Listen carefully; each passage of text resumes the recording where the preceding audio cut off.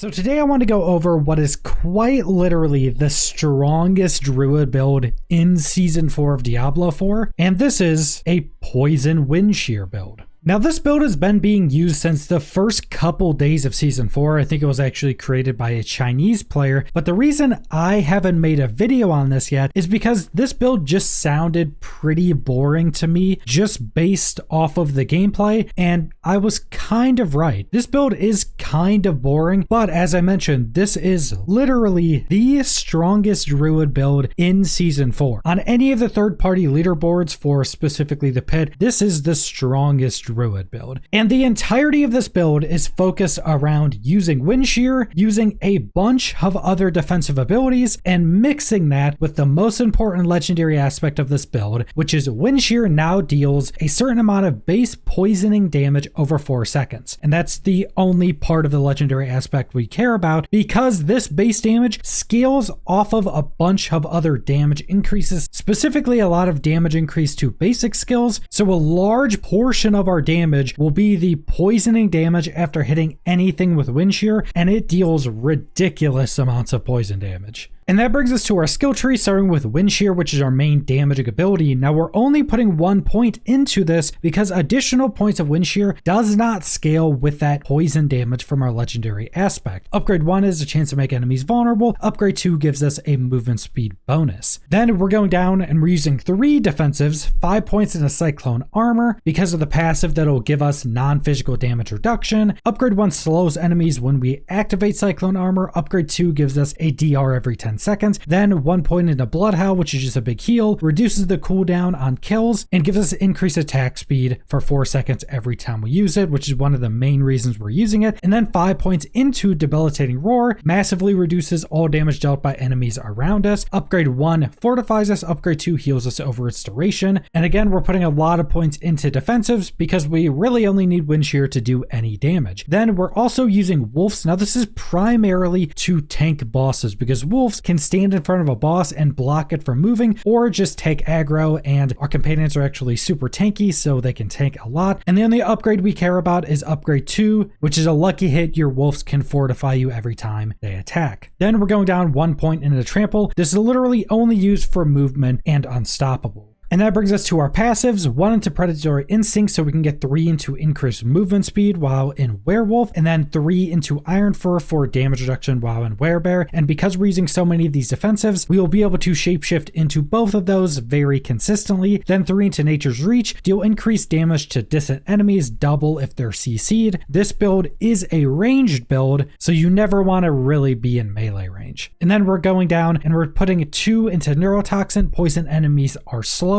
We don't care about the other points here, even like Envenom, because we don't care about critting or scaling our crit. This is primarily just because we had extra points and we want to slow enemies so they don't come near us. Then 3 points into Defiance, nature skills do increase damage. 3 into Natural Disaster, earth skills do increase damage to vulnerable, storm skills do increase damage to CC'd. And then 3 into Resonance, nature skills do increase damage. Triple this if an earth skill is cast after a storm skill. And then we have 3 into Quick Shift, shapeshifting into a new animal form gives you a stacking damage buff. Then 3 into Heightened Senses, shapeshifting into different animal forms gives you different buffs for 6 seconds. Werebear gives damage reduction, Werewolf gives movement speed. And then finally, we're using Urzine Strength. This will give us pretty massive health increase after being in Werebear and 3 seconds after. And then while healthy, we just deal 30% increased damage. And then for our Spirit Boons, Wariness to take reduced damage from elites, Iron Feather for more health, Swooping Attacks for more attack speed. Then we have Bolster, we fortify when we use a defensive skill. We have just a row of defensive skills. And then Masochistic, which is just a lucky hit. When you use a shapeshifting skill, you can heal for 5% of your life. And then for our Paragon boards, we're primarily going to be going over board and glyph selection, but there'll be a build planner in the description if you want to follow point by point. For starting glyph, we have Territorial, increased damage of close enemies, damage reduction from close enemies. Now we're primarily using this because we are going to be scaling our Thunderstruck node, which is our first board. Storm skills do increased damage equal to 20% of of your damage versus close, damage versus distant, currently 177% multiplicative damage, which is absurd. And then the glyph we're taking is Tracker, increased damage to poison enemies, and poison and damage effects last 40% longer. This will just mean they deal more damage because they have a longer length. Then we're taking the Height and Malice board, and the glyph we're taking is Earth and Sky for damage to poison enemies, damage reduction for poison enemies. Then nature skills do increase damage to CC'd or vulnerable enemies, and some additional stat increases. Then we're going down, we're taking the Constricting Tendrils board. The glyph we're taking is Keeper, which is a buff to rare nodes within range. Then you deal more increased non-physical damage. We'll also be getting some increased life and some increased nature magic damage. And then we're going over to the left, we're taking Bane, which just gives you poison damage, and then poison damage effects have a 15% chance to deal double the amount of damage over their duration. This is actually pretty important. This can deal some pretty massively increased damage because, as I mentioned, a big chunk of our damage is our poison damage. Then we're going up, we're taking the Ancestral Guidance board. The glyph we're taking is Human, increased damage while in human form, damage reduction while in human form. And then also remember at the end, you're also going over and putting a few points into the Heightened Malice board to go get Heightened Malice. And that brings us to our gear, starting with our gems. In your weapons, you want basic damage. In your gear, you want max life. And in your jewelry, you want whatever gems are going to cap out your resistances. Now, in this current version of the build, we're using 2 uniques. You don't actually need these uniques for the build to work, but they make it a lot better. We're using Godslayer Crown. When you CC an enemy or hit a boss, it pulls everything close and makes you deal a lot more damage to them for 3 seconds. This is actually pretty nice, not only for the damage, but also pulling everything together when mobbing, because all of your damage is Wind Shear, which is just a small projectile that does penetrate everything. It's not super great for AoEing. You have to constantly just switch targets to kill things. So pulling everything together and it pierces through everything helps you kill groups of enemies much quicker. Then we're using Yen's Blessing Boots, which casting a skill has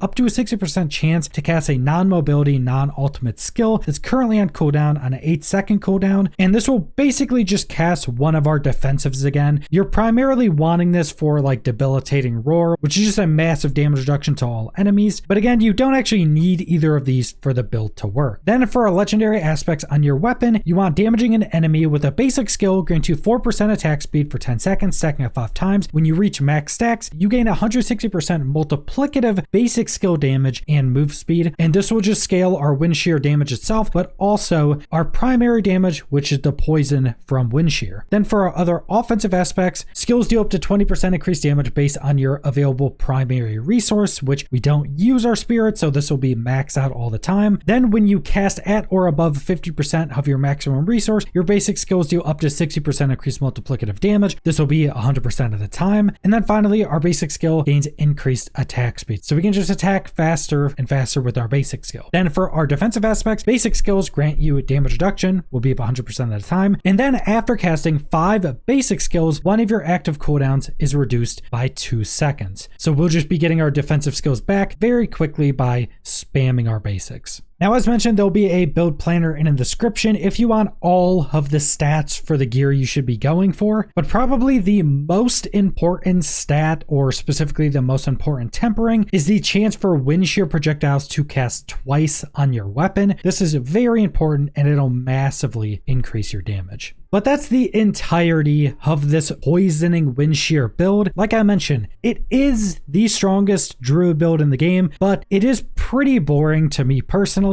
It kind of feels like a much easier to play, just much more boring version of like a Stormclaw Druid, except this build is actually strong in Season 4. But that's all I want to go over, so thanks for watching.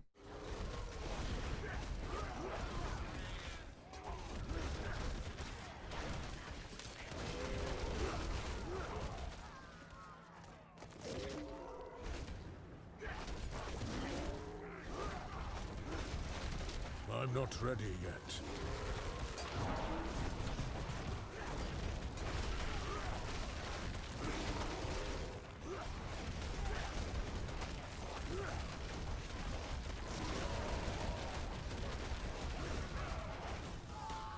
I'm not ready yet.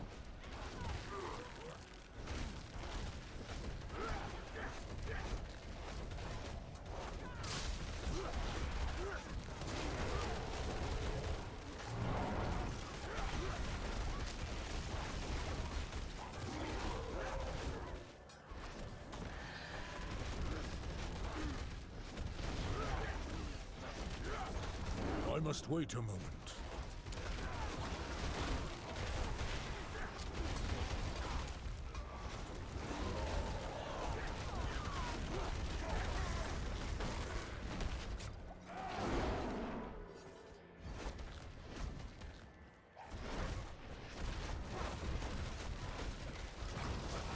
I'm not ready yet.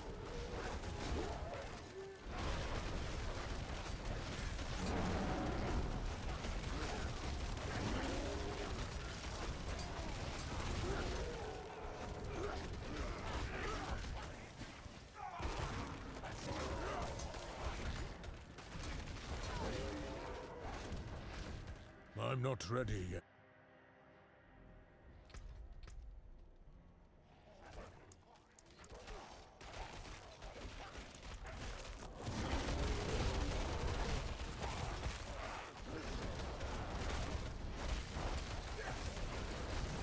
I must wait a moment.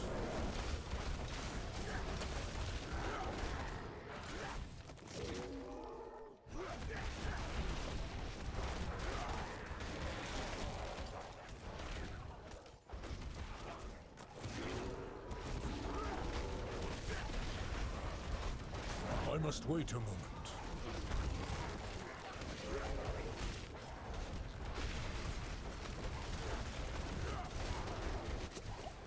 I must wait a moment.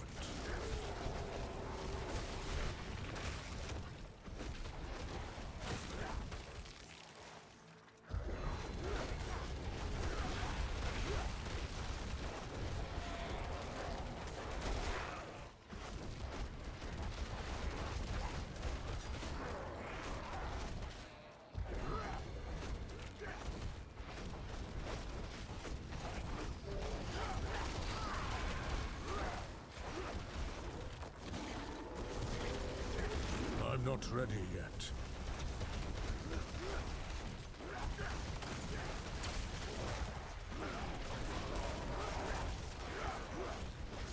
I'm not ready yet.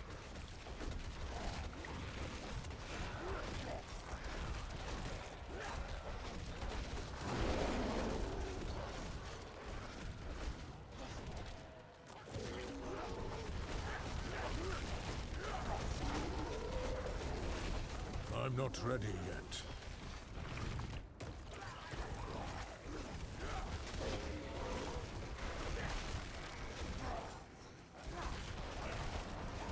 I must wait a moment.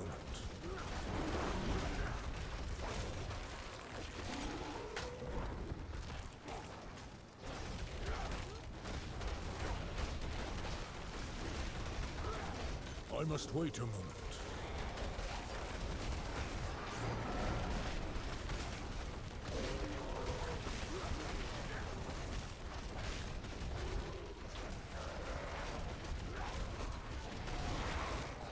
I must wait a moment.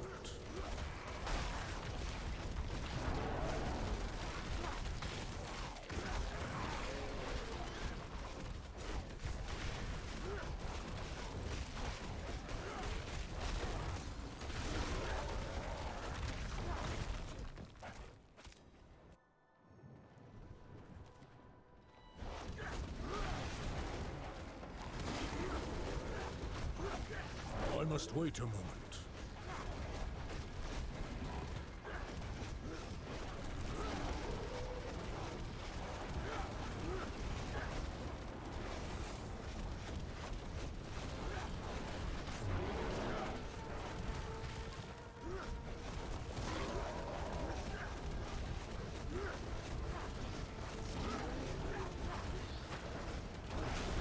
I'm not ready yet.